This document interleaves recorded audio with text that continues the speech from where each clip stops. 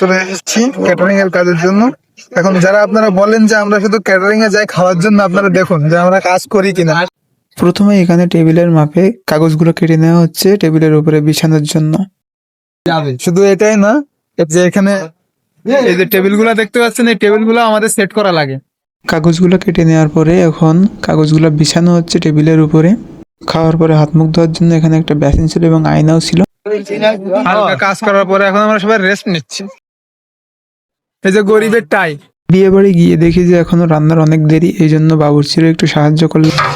শুধু খাওয়া দাওয়ার জন্য ক্যাটারিং এ আসি না, মাঝে মধ্যে এই যে রান্নাও করার লাগে। খাওয়ার জন্য বসে আছি আমরা, প্লেটটি সামনে নিয়ে। এখানে আমার টিম মেম্বাররা প্রথমে ভাত বাড়ছিল। খাওয়ার শুরুতেই প্রথমে নিয়ে নিয়েছিলাম সবজি এবং ডাউল, যেটা আমি একসাথে মাখিয়ে খাই, এবং দুইটার টেস্টই খুব সুন্দর ছিল। এরপরেই দিয়েছিল গরুর মাংস। মাংসটা খুব সুন্দর সিদ্ধ হয়েছিল, যার কারণে ছিটতে খুবই সহজ হচ্ছিল এবং খেতেও খুব মজা হয়েছিল। পোলাও ভাতের সাথে গরুর মাংস, আহা কি মজা! আমার পাশে আমার টিম মেম্বার্স এবং টিম লিডার যিনি, উনিও খাচ্ছিলেন।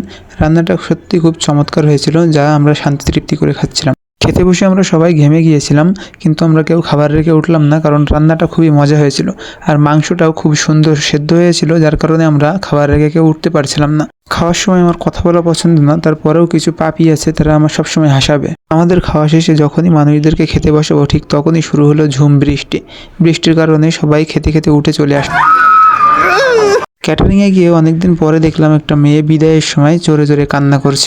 বর্তমান মেয়েরা বিয়ের সময় কান্না করে না, তাদের মেকআপ নষ্ট হয়ে যাবে তার ভয়ে। এই জন্য হয়তো এখন আর কোনো মেয়ে কান্নাকাটি করে না, কিন্তু এই মেয়েটা দেখলাম অনেক জোরে জোরে কান্না করছিল। এরপর বর তার বউকে নিয়ে বাড়িতে চলে গেল এবং আমরা চলে আসলাম বাড়িতে খালি হাতে।